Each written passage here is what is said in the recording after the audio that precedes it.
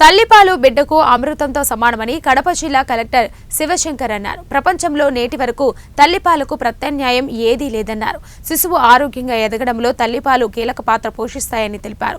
భవిష్యత్తులో మంచి సామాజిక వనరులుగా మన పిల్లలు తీర్చిదిద్దాలంటే ఆరోగ్యకరమైన బలవర్ధక ఆహార విలువలున్న తల్లిపాలను ప్రతి తల్లి పుట్టిన పిల్లలకు ఇవ్వాలని కలెక్టర్ తల్లులకు వివరించారు. జీజీహెచ్ రిమ్స్లోని నవజాత శిశువు విభాగంలో జరిగిన తల్లిపాల వారోత్సవాల ప్రారంభోత్సవ కార్యక్రమానికి జిల్లా కలెక్టర్ శివశంకర్ లోతేటి ముఖ్య అతిథిగా హాజరయ్యారు.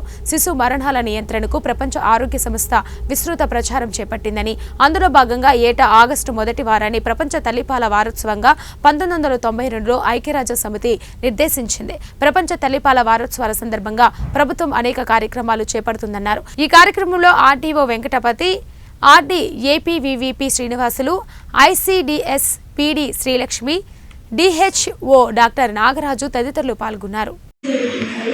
ఆ తర్వాత 15 డేస్కి నేను చూసాను బాబుని. 13 డేస్కి పాలు ఇవ్వడం స్టార్ట్ అయింది. ఆ తర్వాత మెల్లిగా బాబు రిక్వైర్ అయ్యాను. తల్లి పాలు అంటే అంత మంచివైన పాలు.